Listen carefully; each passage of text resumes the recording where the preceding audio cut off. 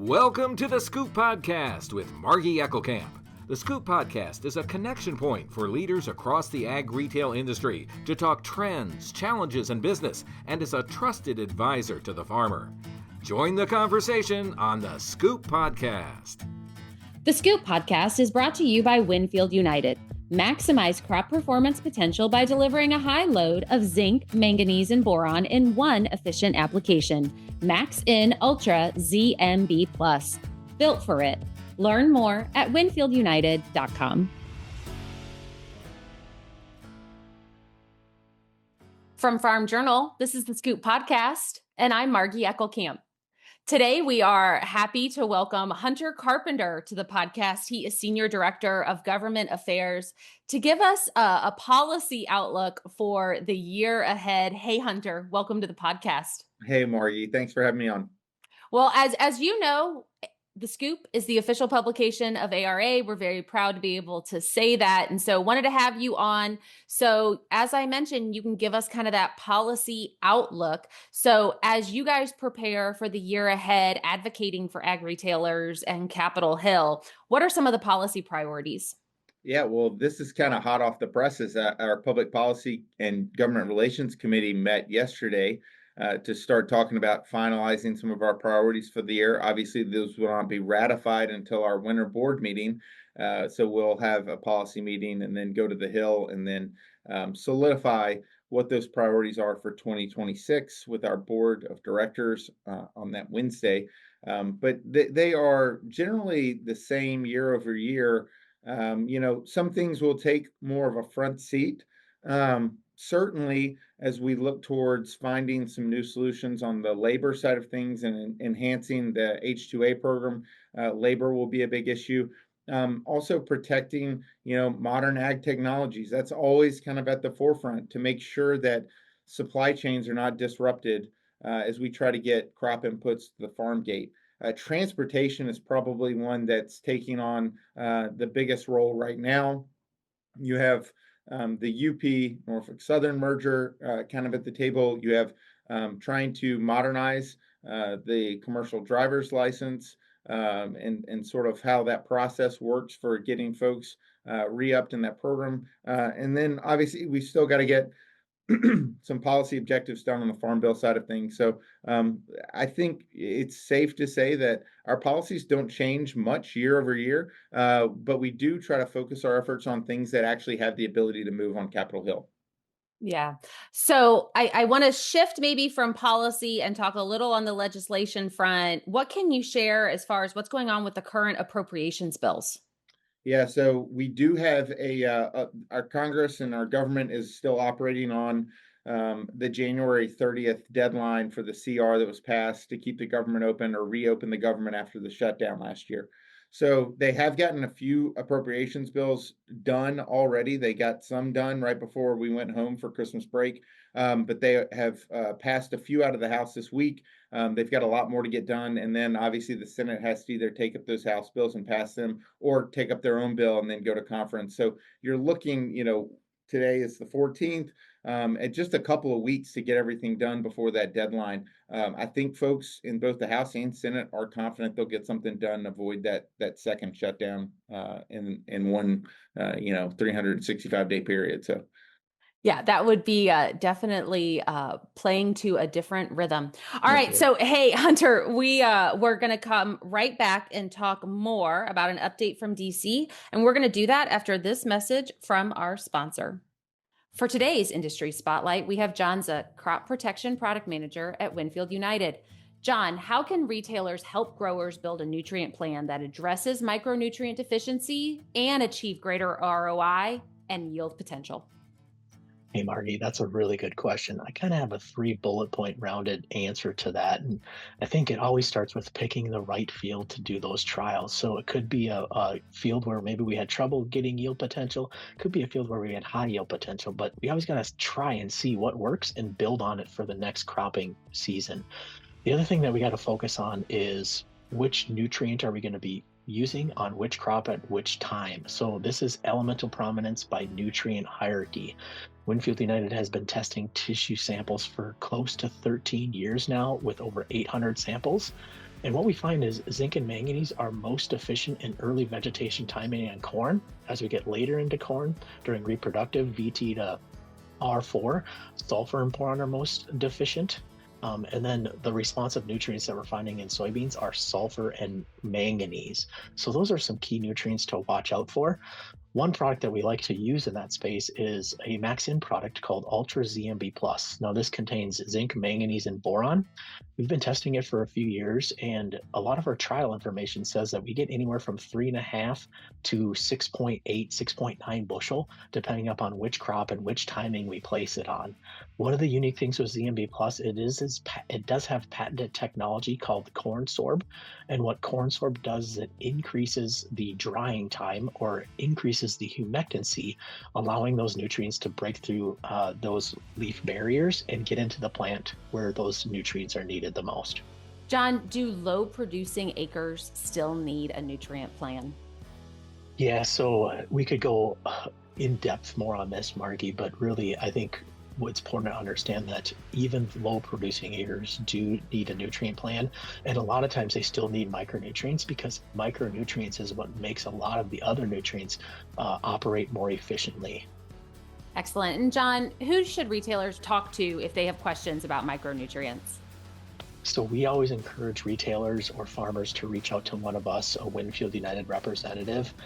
We are happy to explain more in detail of what we talk about and what we know about our products, but they can also feel free to visit our website at winfieldunited.com. And that is John Zook, Crop Protection Product Manager at Winfield United. We're back talking to Hunter Carpenter. He's Senior Director of Government Affairs at ARA. Now, Hunter, you just outlined your ARA policy priorities. There are a lot of moving pieces right now that you guys are watching. I guess I'm just kind of wondering, what other whispers are you guys hearing as far as things that might move in terms of federal policy or regulation that impact ag retail? Yeah, well, certainly right now the UP Norfolk Southern merger is a big deal for us. We've already filed a notice of our intent to comment, which does not hold us to any sort of comment, but at least holds our place in line to speak on the matter. Do have concerns about that possible merger. They have filed their merger application with the Surface Transportation Board. So we are in discussions with our members on what ARA should say or should not say on the matter. Our biggest thing there is we're worried about risks to service reliability. We're worried about potential impacts on competition and market access. Certainly, rail is one of those huge pillars of transporting product, and we want to make sure that we do everything we can to keep on-time deliverables of product to our farmer customers. So that's a big thing to watch. But more on the legislative side, we still hear whispers about a possible Farm Bill 2.0. A lot of the Farm Bill was accomplished in the One Big Beautiful Bill budget reconciliation package last summer, but some of those policy objectives that we have, like the biostimulant definition, increased TSP Access Act to try and get more technical service providers certified, as well as things like pesticide labeling uniformity and NPDES permit relief. Those are just a number of the policy objectives we had in that Farm Bill that passed the House Ag Committee in May of 2024 that included a lot of our priorities that were not included in the budget process because they did not touch the actual budget numbers. So a lot of the policy objectives of the Farm Bill were left out of that process. So that's one thing that we continue to hear, rumblings about a possible skinny Farm Bill or Farm Bill 2.0 moving. But again, you've got to have a lot of people with a lot of differing views on the same page to get something like that done. And with such tight margins in both the House and Senate, with Republicans holding a very slight majority in both chambers, it makes those things harder to accomplish. On the labor side of things, their last Congress, G.T. Thompson had a task force to try and put together some objectives and priorities of how we can improve the H-2A program.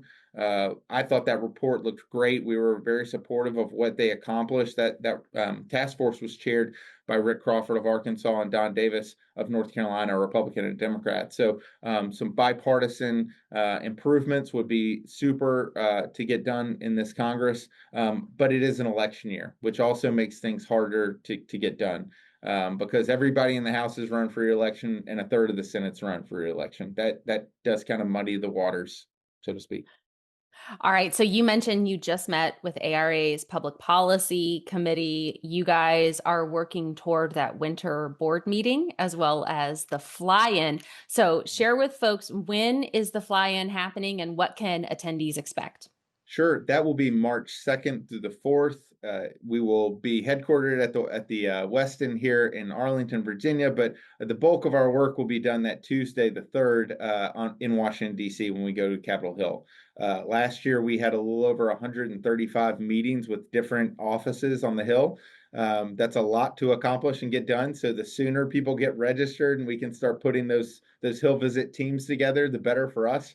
It certainly makes it easier to schedule meetings with members of Congress when you know who's going to be in the room. But they want to hear from constituents. That's why this day is kind of the Super Bowl for us on the policy team. It allows us to put a constituent face on our industry and talk to members of Congress, not just as the ag retail industry, but as people who live in those districts and can vote for them or not vote for them. That's one of the reasons why a lot of these folks are so eager to meet with us is we have folks that live and work and play and worship there in their home state and home districts. And so super important for them to hear from our members, both on the ag retail side and the supplier side.